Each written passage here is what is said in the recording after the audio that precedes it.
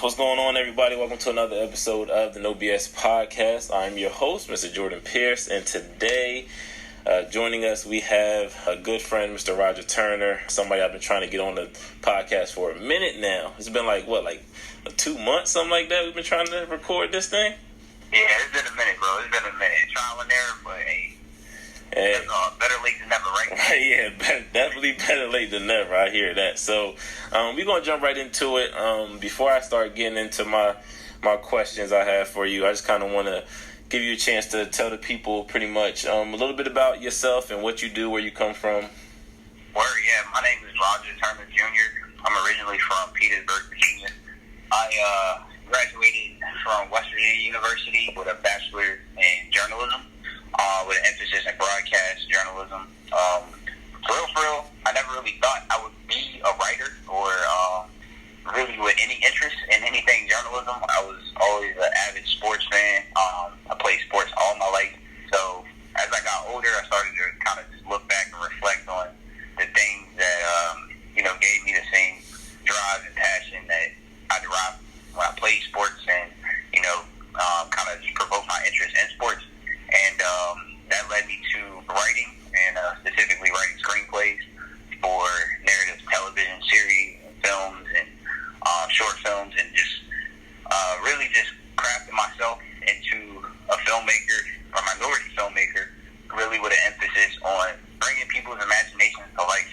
That was kind of my escape when I didn't play sports, and I was looking for a way to fill that void and a way to kind of create new passion in something. And for me, it was really just creating and being able to tell stories, but not just my story, the story of other people.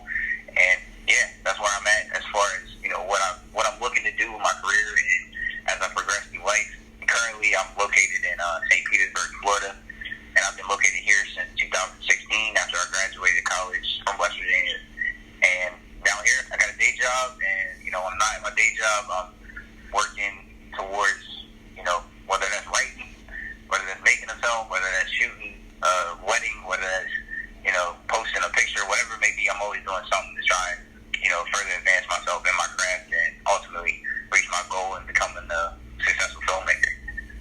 Well, that's what's up, yo. That's what's up. So basically, that's interesting because it wasn't like you wanted to be a writer or a filmmaker from like a child. You kind of found this at a later age. Is that correct? It was kind of, like when you get older and you start to look back on stuff and you start to be like, damn, I really am, like I really was doing that shit like when I was a kid. Like it was kind of one of those type things. Okay. I always had like a strong imagination, so like I used to always like try and create different like sports leagues and like arenas, and like in my imagination I had this whole high school like league of shit, like crazy from when I was like 11 up until like 16. Like I had just pages on pages where I created like recruits and different players and like all this shit. So you get older, you start to realize like, damn, I'm wasting a lot of time doing this. Like I could be like working out and being a better athlete or whatever. So as I got older and I started to think like, well, what was something that I invested a lot of time in, and something that gave me a lot of thrill and kind of provoked me to have interest to the point where it's something I'm passionate about. Writing was that thing for me. I wrote my first screenplay when I was like 10 years old. It was like 25 pages. Like I had my friends come over and I like would sign people roles and shit like that. But when you 10 years old, you ain't thinking, oh, I'm gonna be a screenwriter or a director. Like I'm like, I just wanna record this and hopefully it look like you're online or something like that. So that was really the start of it. But like I said, I didn't really look back and realize that it was something I had been practicing my entire life until I was about 19, 20. Got you. Okay. At 10 years old, like if you don't mind, what was the script that you wrote? You know what I mean? Like I'm trying to think. Like I wasn't writing nothing at 10 years old. Like my man wrote a whole. Okay, go ahead. No, yeah, it was called The Court Kings. That was the name of the script. And it was about, I remember the character's name. It was like the main character's name was like Trent, and then he had a brother. Can't remember the brother's name. I only remember Trent because that was the dude I was trying to play. And I had a coach. It was a whole like love setup to it and everything. It was kind of like a Okay, I got you. Okay. And it was like Will Smith was the coach, bro. I had a whole like cast of crew in my head.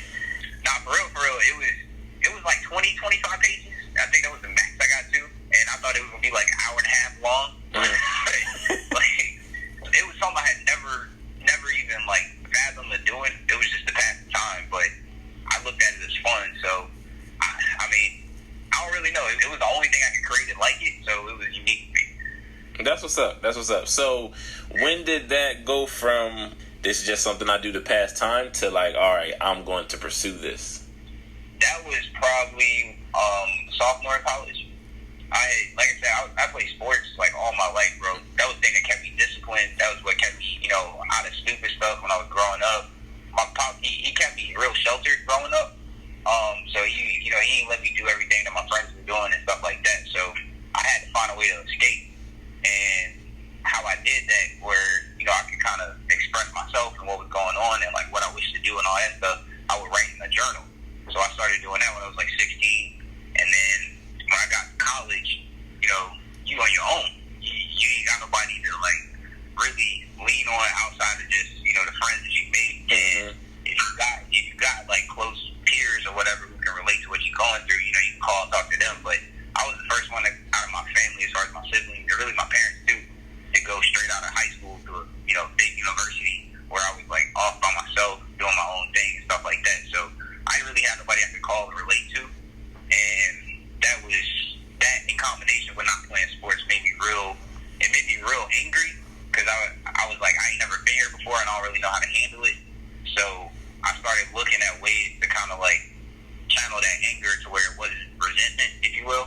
Okay. And when I was going in my sophomore year, like I really wanted to get back on the team, play Division I sports, really just play Division I football. That would have been my dream since I was a kid. Mm-hmm. So like living with the reality that you weren't doing that, it was tough. And you're 19 years old, having your own, paying your own bills for the first time, working a job to pay your own bills for the first time. That was my second job ever, when I was paying my own rent at 19 and stuff. It was a lot I was dealing with, and all I wanted to do was like play sports. So I was like, shit, if I can't play sports, I'm gonna write about it. So I just started writing stuff. And then when I was at home one day, I just was like, I wonder how much screenwriters make. Like, I wonder what it's like to make a living being a screenwriter. And I saw how much you could sell a script for, and that changed my life. And then not only that, like I started doing more research. I started watching film from a different perspective. But it became more than entertainment at that point. It became like a learning process, and that was something that I had always yearned for, because it allowed me to like tap into my imagination and my creativity in a way where I could express it in a story that I didn't even realize was like possible. So all of that coming together led me to being like, I'm gonna go pursue this, but I gotta figure out how I'm gonna get there, because I don't live in LA, I don't live in New York and all that stuff. So I was like, I'm gonna start making beats. Bro, my whole inspiration for real was Mark Wahlberg. I looked at him and I was like, yo, I want to do what he did, which was Mark Wahlberg used to be a part of Marky Mark and Funky Bunch, New Kids on the Block. Like, he was a rapper before he was an actor and shit. I never knew that.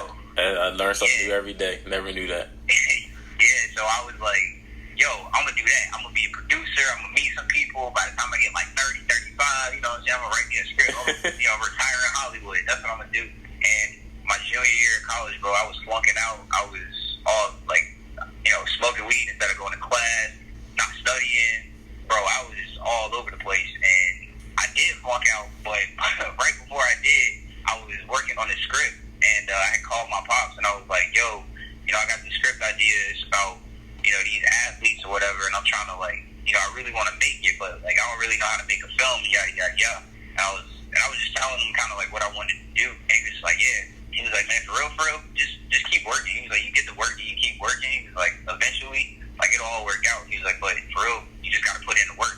And from that moment on, that was my whole focus, bro. I just started writing, reading, and researching how to be a screenwriter, because there weren't no classes on it. The only way you could teach yourself is if you researched it. So, bro, I would be at work on my phone in the dressing room at JCPenney's, bro, like researching shit, like reading scripts and stuff. It was crazy. And at that point, I realized, I was like, yeah, this is what I want to do. Got you. Okay. So that's a lot to take in. But I fuck with it, though, because, like, I mean, I have like a similar story. I guess you could say, like, as far as sports, I played sports all my life. Grow up, that's pretty much all you know. And that low key for me, I know that helped me. Like, don't get me wrong, school always came easy to me, but sports helped me do that. You know what I mean? So I got to college, I wasn't playing sports. Like, I flunked out, So I ain't going to blame it on sports, but that was a big part because of the fact that it was like, all right, what am I going to school for? Like, at the time, I had no clue. I wanted to go to school just for sports. I'm going to the league. That was my whole mindset. But at the end of the day, it didn't work out. So now, boom, here we are. So I see it. And it's just funny because, like, me, personally, I'm still, like, as far as my whole thing, I still want to pursue not a sports career, but I want to own my own gym, my own sports facility one day. So, like, I'm still, like, in that aspect. So it's kind of interesting that you kind of just switched and, like, going to something completely left. But it's cool because, like, you don't hear this often. That's another reason I wanted to interview so bad, because I can't even remember the first time you told me that you, like, wrote scripts. I want to say it was at Antoine and K House. I'm not 100% sure, but I want to say it was there. Yeah, I think it was there or whatever. And I was, like, blown away because I'm like, yo, I've never in my life heard anybody say, like, yo, I want to, like, produce films, or, like, you normally hear somebody, I want to go to Hollywood to be an actor. That's what you normally hear. But, like, I kid you not, you're the first person that ever told me that they write scripts and stuff. So that's why I was, like, so interesting. So about the scripts. You wrote your first one at 10, you said. So about how many would you say you've written since 10? I know it's probably like a hell of a lot, but like how many would you say that you like, or you know what I mean, you really, really fuck with, or they're good scripts since the age of 10? Yeah, like as far as how many scripts I've written, I don't think I've written more than, I would say, 25. Like, okay. That's the most. Okay. And that's really pushing it. Okay. But the scripts that I write, that I dedicate, time to, and, like, research and, like, putting everything together, I'm saying, from, like, the whole story, I like doing it as far as in a teleplay form, so writing it as a television show. Okay. And I've written three television shows that are passion projects of mine. Okay. One of which I was actually working on before I called you. That's why it took me a minute. No problem. And but nah, like, one is called D1. It's about, it's told kind of like from the perspective of D1 athletes and, like, what it really means to be a D1 athlete. Okay. And then one called Vice City. It's set in the 80s. And another one that's called Rich Kids, which is pretty much just me kind of expressing how I was growing up in a wealthy white environment in high school, mm-hmm. but not being in a big city or anything like that. I went to high school in West Virginia, so it was very small. Yeah. And, like, everybody think of West Virginia as, like, backwoods and shit, but it was actually, like, I lived in a really wealthy town with a whole bunch of, like, doctors and lawyers' kids. Got they just crazy shit. So, I was very, like, when I was older, when I was in high school, like, I started to see it, like, play out before me. But through all of that, like, I was able to kind of channel who I was as a person. mm-hmm. I ain't never lose, like, sight of who I was as a black man living in a white environment. So that's all kudos to my pops. He kept all of that shit in perspective for me, where I never lost sight of who I was. Mm-hmm. And for real, that helped me kind of drive my passion for writing and wanting to express myself. That really led me to, once I got out of school and I started to look for work, like, I knew I wanted to work in some form of screenwriting just so I could get some work under my belt and some experience. Mm-hmm. And so I started, I created an account on Fiverr, and I was reading people's scripts. I would offer to write short scripts and stuff like that. So I think I got, like, probably a dozen scripts on there. I made probably, like, close to a G doing that shit. That's what's up. Yeah, like, about 6 months I was on there. But, like, that was the first experience I got into it. From then on, I started writing short films that I went on to produce with, my homies who I work with, with our production company. But all in all, I would say about 20 scripts total that I've written. Got you. So how long would you say your average script takes to write? The average one, so I got one that I plan to shoot in July. I haven't started it yet, but I got, like, the outline created. Mm-hmm. So it's a couple of steps to it. You got to create an outline, so you got to create, like, what your story's about, your character, all of that stuff. Mm-hmm. And that can be a trying process, but I would say if you dedicated to actually doing it, you can get it done in, like, a whole day. And then depending on what you're trying to write, if you're trying to write a feature film, or if you're trying to write a television show, which will be about 30 to 60 minutes, it can take you anywhere So what's the longest it ever taken you to write one of your scripts? For one of my scripts, writing it all the way through it was about 2.5 weeks.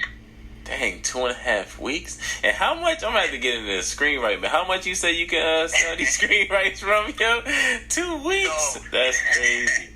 So, yeah, and like, for real, like, the inspirational part of this, like, to me, was, I felt like I had found a back door that no black man had ever found before, bro. Like, I felt like I was opening up a whole new wave for the culture, bro. Because I was like, yo, I don't know, just like you said, I don't know nobody that did screenwriting. So nobody. I went to Google, and I was like, I don't want to write books and shit, so let me see how much it's going to, how much I can sell a script for. Bro, the highest paid, or the highest spec script that got bought, which was a feature film, it was called Panic Room. You might have seen it. Yeah, I've seen it, yeah. Yeah, bro, the dude who wrote that script, he got paid $3 million, I think, for the script. That's crazy. And that was just for the studio to buy it, just to buy it. If the movie got made, he was going to make $5 million. So that's crazy. That's like the way it was like structured. I was like, I got what? And then I started seeing like how you could get paid as like a TV showrunner. And if you create a TV series, it's based on how you credit it. So if they credit you as creator and writer for every show that you get credited as a creator, they're gonna pay you $500,000 for every show that you get credited as a writer and a creator. They're gonna pay you $1 million. You make 10 or 8 to 10 episodes a season. You get paid $10 million a season just for being a creator and the person writing. That's crazy. That's crazy. Yo, that's crazy. I did not know that. That is crazy. I'm gonna have to look into screenwriting, bro. I ain't gonna hold you. That's crazy. So, let me ask you this: what's your favorite type of genre to write? My favorite genre? That's a good question for real. Because I was kind of in limbo the past couple of years, trying to figure out what type of voice and tone I wanted to have in my scripts, and a lot of that needs to rise from the genre that you write in. And my favorite genre, bro, is definitely like dark comedy. So I would say like a more crime, if you will, like mystery crime type stuff. Okay. So I like that element, but I like doing it by incorporating a sports vibe to it about athletes or some shit like that. Oh, that's interesting. That's interesting. So we done talked a little bit about you writing scripts, how you got into it, all that good stuff. Now let's talk about the process. Since you pretty much decided to go full force with it, has it gone the way you've planned it to go up to this point? Yeah, no. For me, it was like, I looked at it as, all right, I'm going to build this portfolio, so when I get out of school, I'm going to go to LA, I'm going to go to New York, because I knew that was where I had to be. I was like, I got to be in one of those two cities if I'm going to make the shit pop. If I don't do that, then I got to go to a film school and, like, go to a master's program or a graduate program or somewhere and get a master's in screenwriting, and then based off the connections I make at those places, I can then get plugged into a studio, a network, or whatever, and be a writer. So that's how the industry works. And I didn't do either one of those things until I graduated. So I came here. It wasn't all bad, though. So, like, I left college, and I got offered this internship down here in Clearwater, Florida, at this video production company who made infomercials. Okay. So, like, they would shoot new products that you would see on, like, TBS and shit at 3 in the morning from 3 to 5. Yeah. Like, yeah, they would shoot them type stuff. I worked with them for, like, 3 months, bro. I learned more about working on a production set in those 3 months than I did all 5 years I was in college. Damn, that's what's up. Yeah, and so that put it into perspective for me, like, bro, you ain't gotta follow the path that, like, the research tells you gotta follow. Create your own motherfucking path. Create your own story. From then on, I went and I was like, all right, cool. I ain't gonna move to LA because A, I can't afford it, but B, like I don't think I need to. I really don't think I need to. I think I can create that wave of the next generation where you don't gotta live in one of these big cities as long as you got the talent and the dedication to put forth the work. Like, you can make it. And I started writing like crazy. I started making projects that I can actually produce myself. And so I started doing, short films and put together a pilot and just doing as much work as I could because I was like, eventually somebody gonna see it. somebody that's in LA, that's in New York, that's got the pockets, that's got the connections, they gonna see this and they gonna be like, yo, I fucks with that, and I'm trying to see what else you got, and I'm gonna have a whole arsenal of shit.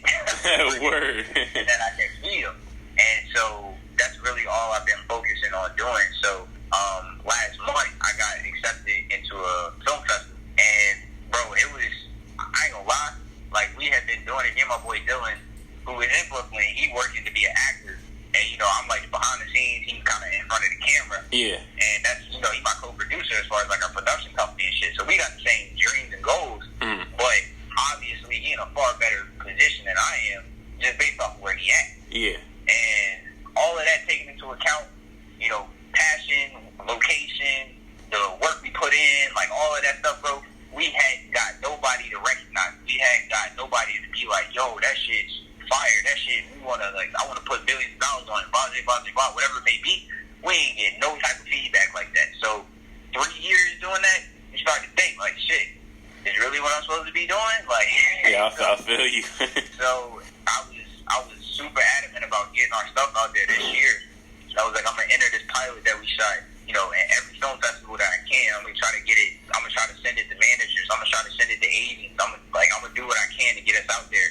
And bro, when I got that email saying that we had been selected to this film festival, bro, it was like tears came to my eyes, and I'm like, thank you God for letting me know not to give up on it. You know what I'm saying? Word, that's what's up. Word. Because, you know, just because it's taken 3 years to get some sort of feedback, to get some sort of praise and recognition, it was everything I needed to keep going. When I went to that film festival, bro, I saw all I needed to see. And I was like, I know exactly what I need to do in order for y'all to always see it now. That was key. That's what's up. That's what's up. I'm glad that you brought that up. In those 3 years, what kind of kept you going? I know you got to be thinking like, all right, it's been 3 years. I'm doing the same thing. Ain't nothing really happening, or it's not going the way I wanted to go. Do you got supporters? Is it family? Like, what keeps you going in that 3 year point until you actually got that big break and getting your pilot in the film festival? Believing in myself. You know, I realized that what I was trying to get into was a cutthroat industry. Uh-huh. And not only that, it's kind of a fantasy as well. So it was really just my belief in myself and believing that the talents that I had were worth the investment, but not only that, worth the time and worth, you know, the sacrifice that I would need in order to sustain the longevity to keep doing this shit until somebody that was meant to see it saw it, you know? Another big thing, too, was I went to LA in December for my birthday. And bro, that was like anything I had ever seen in my life. Like I had never seen anything like that, where literally everything was as you see it on TV. Like I was like, holy shit, this shit really this shit really exists. It really is like this. And I couldn't put it into words, like how much of an impact that experience had on me, because it made me realize, bro, it's tons of money out here. Don't worry about the fucking money. Just worry about doing what you want to do. And that was a big part in me just kind of sustaining that belief as I came into this year. Uh-huh. And then probably the final thing I would say, my pastor, he was real gung-ho on this whole 2020 thing. He was on this whole like 2020 series at church. Yeah. And he was telling us, he was like, between January 1st, 2019 and January 1st, 2020, you know, this was like late 2018, and he was running the series. He was like, we trying to get y'all prepared for the upcoming year, because God preparing y'all for something that at the turn of 2020, you're going to be set up for something great. And like, that shit was just knocking with me, bro. I was like, yo, what am I supposed to be doing, bro? So, you know, I was super focused on that, and that was really, you know, helping me kind of sustain that belief that, yo, just keep doing what you're doing, just keep doing what you're doing. There's going to be a door that's going to open up here soon. Just keep doing what you're doing. So that, the film festival, just, like I said, believing in myself, man, that's really keeping me going. Yo, you dropping gems on them, bro. Like this I mean, like, yo, this for real, like my favorite interview so far. For real, like you dropping hella gems. You dropping hella gems, bro. I fuck with this. But anyway, a few more questions before we get out of here. I ain't gonna hold you too much longer. No, bro, you good? We met each other in what, 2012? Yeah, 2012. So 2012, yep. Take me back to 2012. Everything that you know now, right? Everything that you know now, all your experiences, And that's perfect too, because sophomore year, see, look, this lined up perfectly. Look, take me back to 2012. Everything that you've gone through, everything that you've learned, all that. What advice would you give Roger Turner from 2012 now, if you could? If you could go back right now and give any advice, what advice would you give?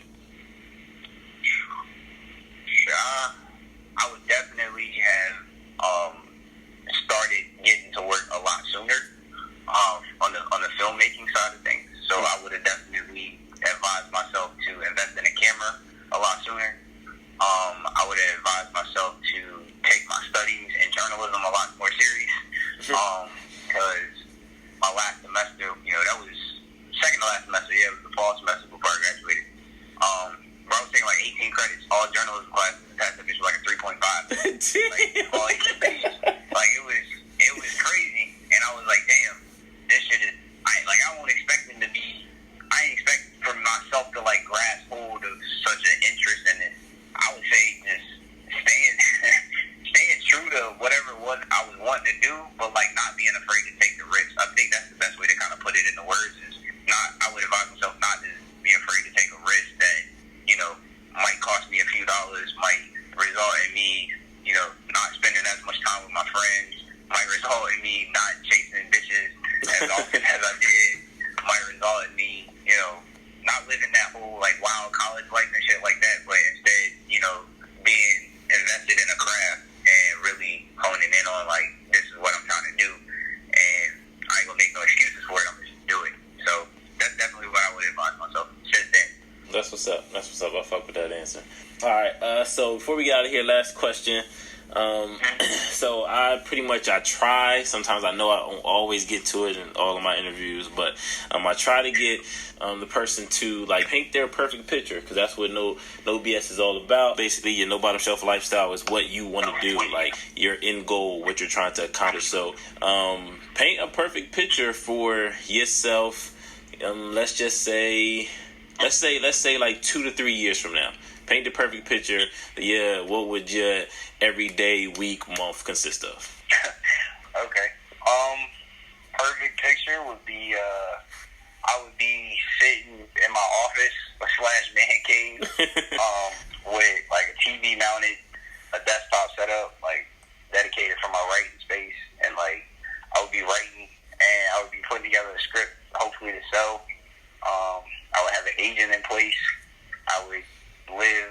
I don't mind where I live necessarily, but I know I would have to be located frequently in LA or New York. So I'm gonna say I would be in New York because that's where I would prefer to be. And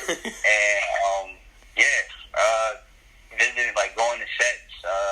Being on set of a film that I wrote or I'm directing or produced, working with new talent and working with people who got screenplays that they're looking to produce, and then also being able to invest in my own stuff, like being able to put my own work out there with my own dollars and not have to worry about somebody finding me, because at that point I know I'll be found. To wrap it up, I told my pops when I moved down here, I'll never forget it. It was we were sitting at the Chick-fil-A in the mall, and we were looking out. It's like 75 degrees in Florida in December, and I told that nigga, I said, "Hey, bro, I'm 24 years old." I was like, in 4 years, if I could get from Hurricane, West Virginia to St. Petersburg, Florida, I was like, then 4 years from now, I can guarantee I'm going to be worth at least $1 million. And he was like, I understand where you're coming from. And he was like, and all I can say is it's not what you can gain, it's what you can maintain. And from then on, I was like, bet. Word. I'm going to do some shit that's going to sustain me like with what I want to do for the rest of my life. So, yeah, I'm going to keep doing this until I can't. So that's what it is. Spoken like a true champion, man. That's what it is. Yep. But we're gonna be hearing from you again. We're gonna be we'll probably do this like 2 more times, and then after that we'll probably just have you frequently every once in a while, just to keep tabs and keep making sure you holding true to your word. You know what I mean? You living up to what you're trying to do. So as we wrap it up, any last words for anybody? Any advice? Any words of wisdom? Anything you want to say? Yeah, I would just say, stay true to yourself. Never lose sight of what you're trying to do. And always, always, always, always, always believe and what it is that you're trying to do. That's the key, bro. That's the vital key to success, in my opinion. Is, you know, it don't matter what type of curveballs you get thrown. It don't matter what type of potholes may be waiting to fuck up your tires on the road to success, bro. And just know that shit is worth it. It's worth it. I'm telling you, it's worth it. I ain't even got to the pinnacle of, like, the success I'm trying to reach. I ain't even fucking tickled that shit.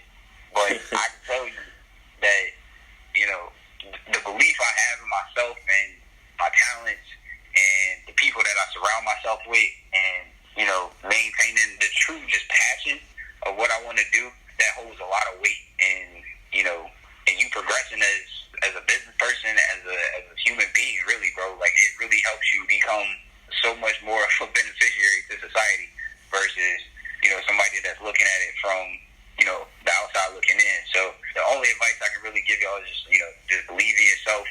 And if anybody doubts you, that's their fault. But if they doubt you, then just be sure that that's just a sign that you got to keep your circle small.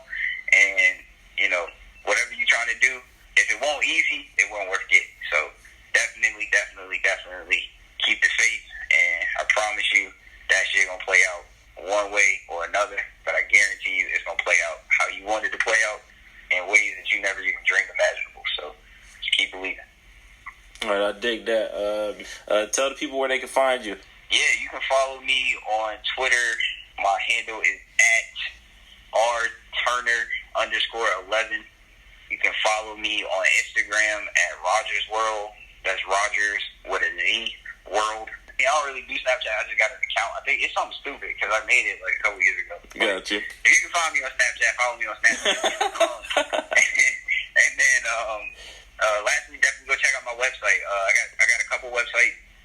TurnerTownMedia.com. That's my website for the videography business that I do myself. So if you got any interest in, you know, music videos, wedding videos, any type of videos for any sort of promotion or, you know, personal or relative use, you know, let me know. I got you. And upstreamfilms.tv. If you want to check out a blog or two about what it's like to be an independent filmmaker and, you know, making your way on your own and seeing my story, you can definitely check out that for a lot more details. All right, cool. Thank you for joining us today, man. It was a good ass interview. I really fucked with it. Appreciate you, bro. I've been trying to do it for a minute, for real, because I definitely want to inspire the culture, bro. I fucks with the whole idea of, you know, no bottom shelf. Like, I don't like the idea of settling. I don't like the idea of complacency. Yeah. Something I've been doing lately is procrastinating, so I'm definitely trying to get over that too. You know, so I'm definitely trying to inspire whoever I can, however I can. Yeah, I feel you. That's what's up, bro.